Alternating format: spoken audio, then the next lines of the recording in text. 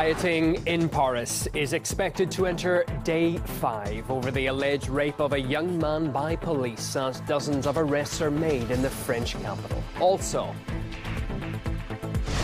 Putin is continuing to advance into Korea. The Russian president has invaded Korea. That's the claim made by a U.S. congresswoman, with some Americans taking her words at face value. If it's North Korea, I can't understand anybody advancing to North Korea. South Korea is a problem. Do you have a message for the Korean people facing this aggression from Russia? Stay safe, be with it, fight the power like us. And after accusations of Russian hacking into the Democratic Party servers in the U.S., 3 suspects in an internal breach have been fired for accessing sensitive data.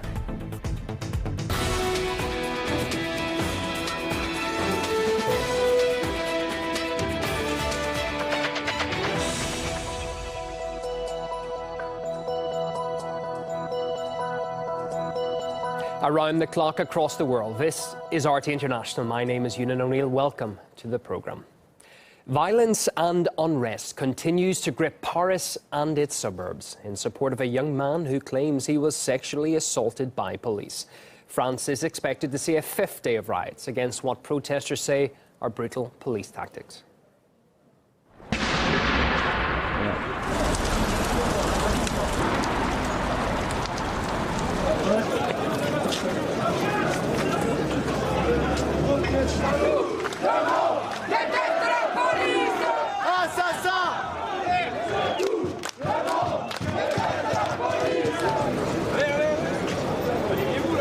Well, the unrest started in the Paris suburb where the alleged rape occurred and has now extended to other parts of the capital. There have been scenes of chaos, with windows smashed and cars torched in several districts. Security forces were confronted by angry crowds and at one point fired warning shots into the air. That's according to local media. Well, videos have been emerging online showing demonstrators being detained, and at least 24 people have been arrested in the past 24 hours. RT's Charlotte Dubensky has been following the story in the French capital. Tensions high here in Paris. If you just come over with me here, you may be able to hear some of the shouts that people are saying. They're saying everybody hates the police. And the reason people are here in Paris protesting is against perceived police brutality.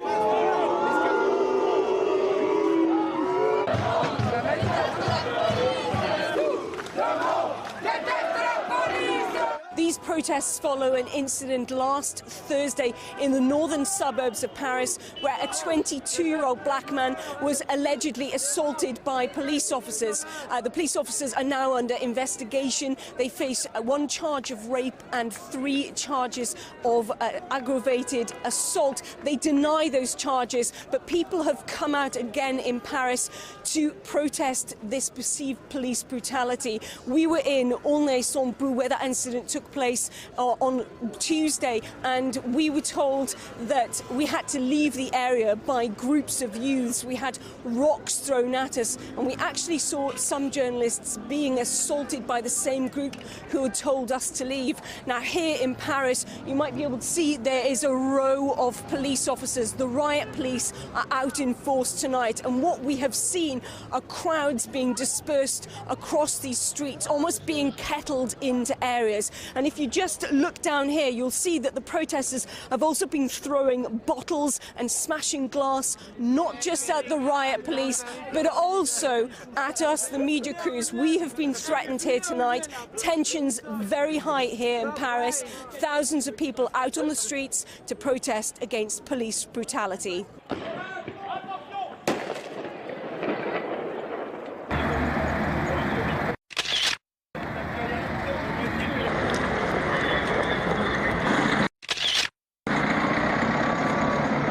It's not normal, we're all frustrated. We're at war with the police. If they do that today, they can do it again tomorrow. These kind of things happen every day. Everybody, every day is roughed up by the police. They attack us and they insult us.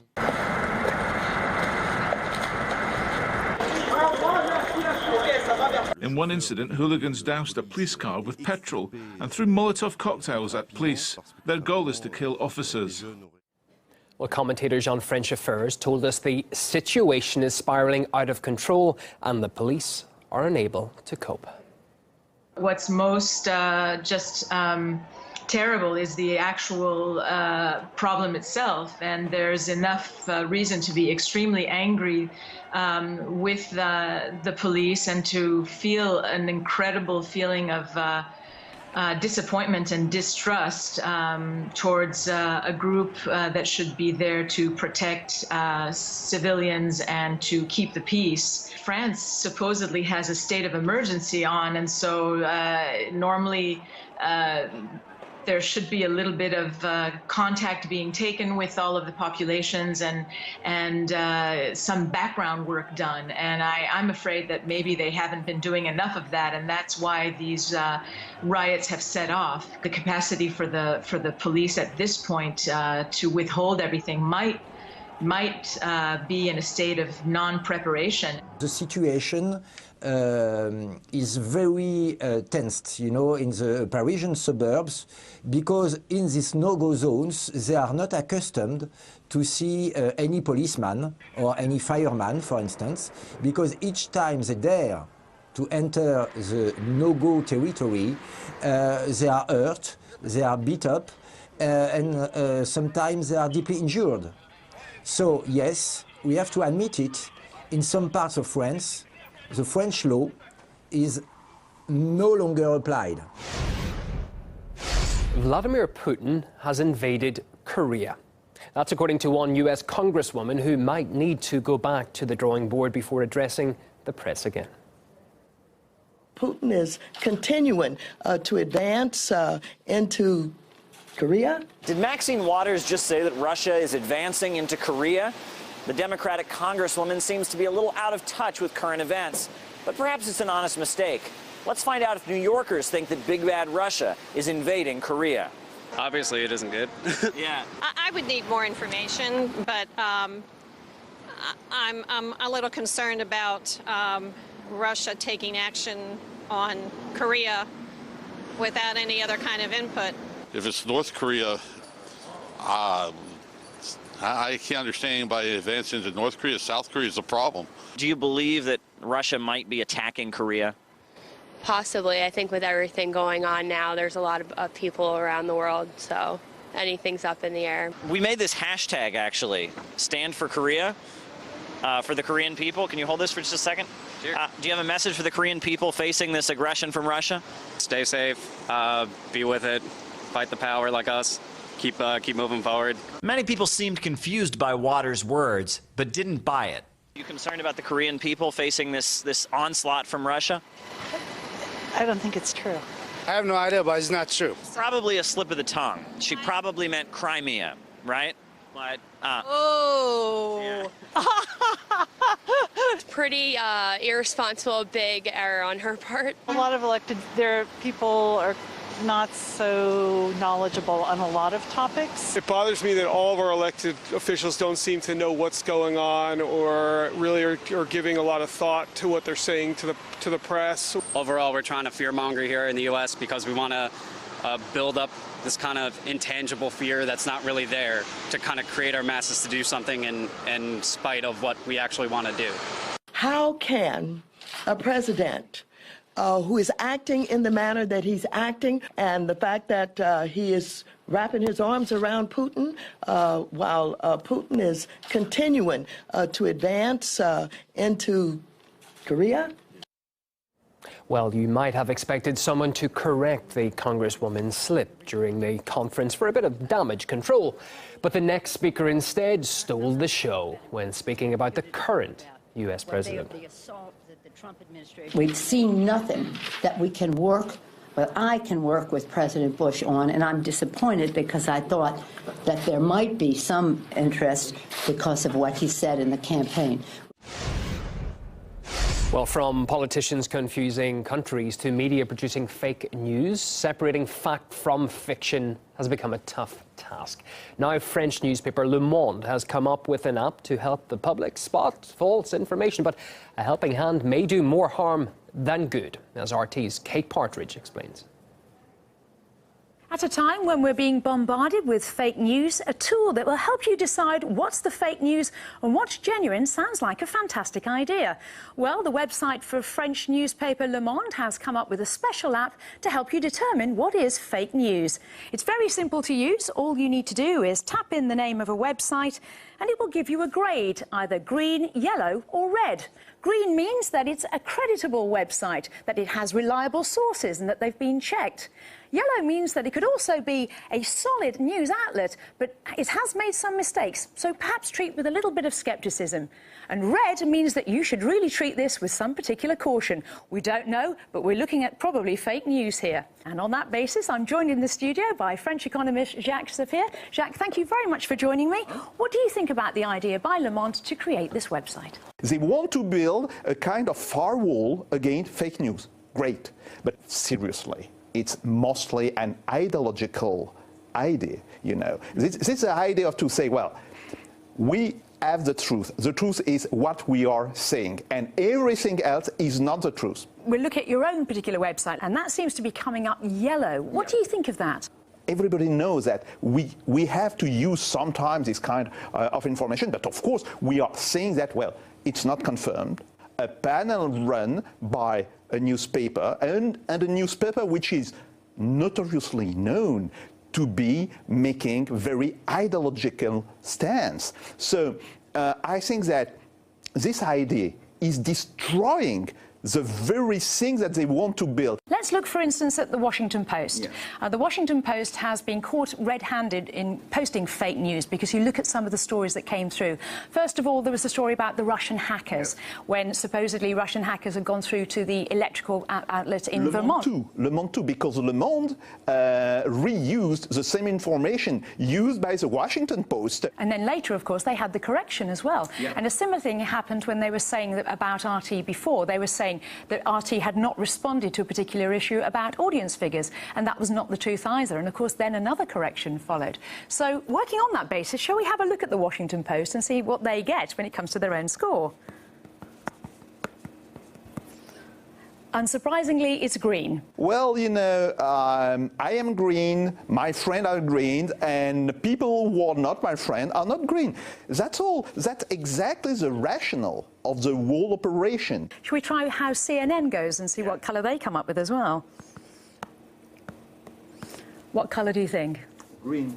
There'd be no surprise there. Well, then you've already preempted it. And let's try RT itself and see what happens when it comes through. And that's come through as yellow. Is that a surprise to you at all? No. I think that the most dangerous thing behind this idea of Decodex, they are politicizing the whole story of truth. And this is a very, very dangerous path to follow. Now, many mainstream media outlets have been obsessing of late over Donald Trump's health, but not necessarily because they're concerned for his well-being. Ladies and gentlemen, new Trump bashing trend. Just call him crazy. Trump's batch crazy. The problem is Trump's so crazy. Calling Trump crazy? Oh, right. Who cares about Trump's crazy racist?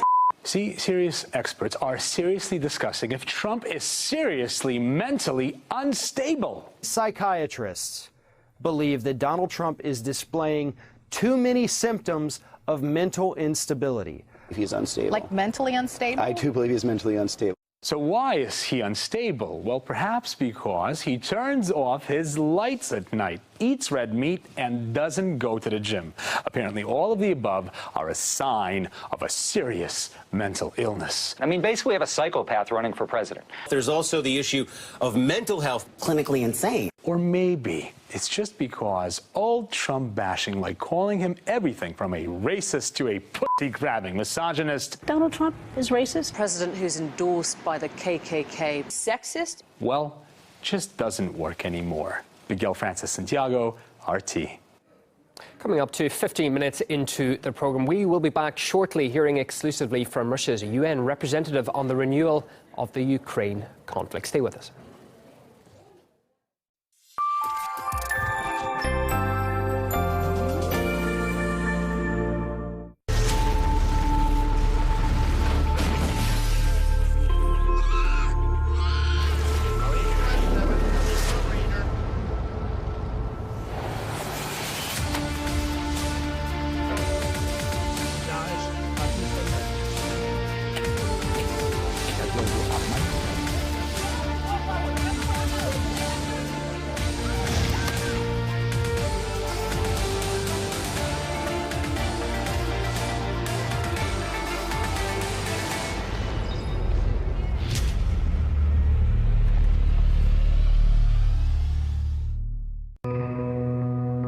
People with stories to tell.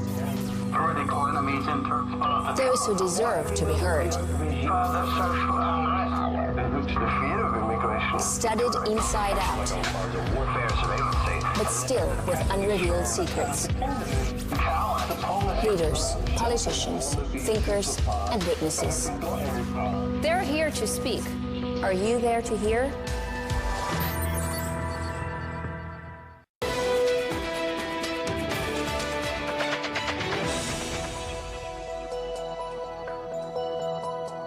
Hello again. There has been a twist to the headline-grabbing election hack in the US, for which Russia was widely blamed for tapping into the Democratic Party servers, with reports now saying it was an internal breach. As a result of an investigation, 3 brothers, Abed Imran and Jamal Awan, were fired from working on Congress's computer network. They're suspected of accessing specific areas of the system without permission, more commonly known as hacking. It's also believed they stole equipment. RT's Washington correspondent Guy Chichikan takes a closer look at the story. The staffers had access to the computer networks of dozens of lawmakers, including those on the House Intelligence and Foreign Affairs committees. One unnamed lawmaker was quoted by BuzzFeed as saying, quote, "They said it was some sort of a procurement scam.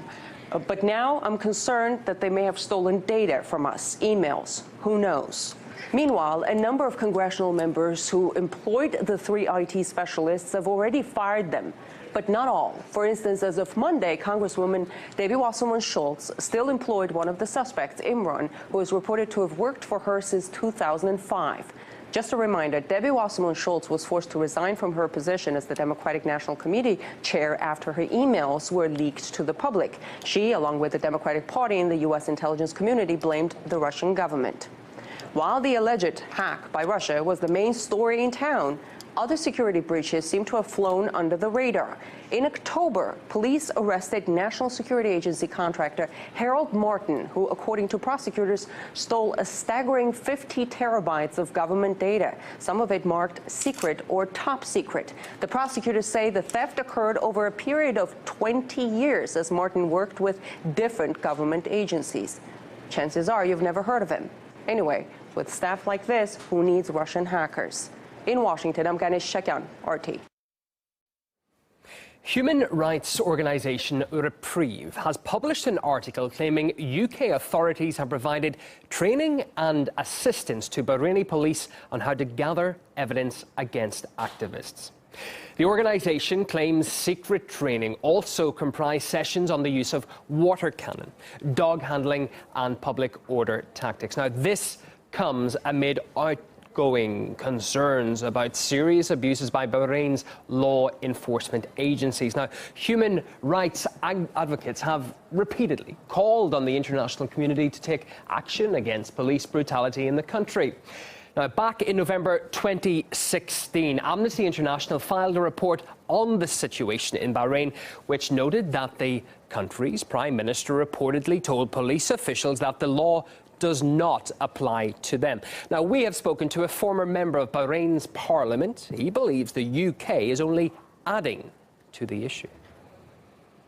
This is not the first time the UK authorities try to cover up their relations with the intelligence and the police in Bahrain, because the police is acting brutally with the protesters ending up in killing and wounding the protesters.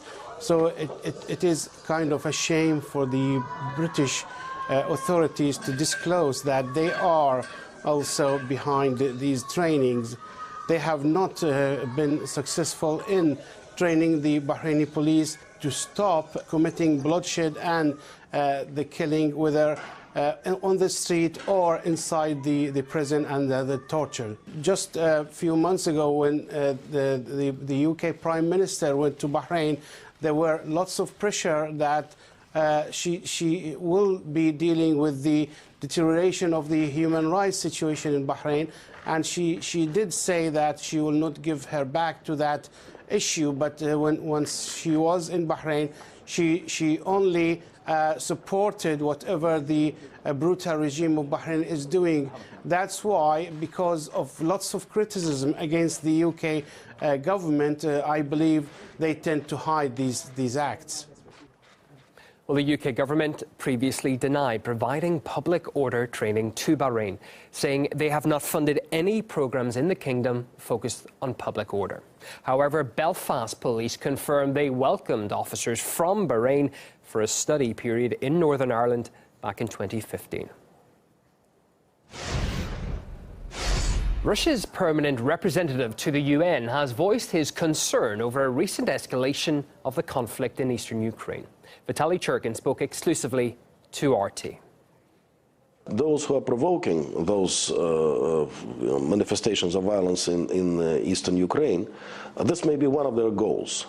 To make sure, because they don't want the relations between Russia and the United States to improve, to make sure that there are additional obstacles for that improvement to happen. And of course, the crisis in Ukraine is one of the things which need to be overcome for the potential of Russia-US cooperation really to be fully utilized.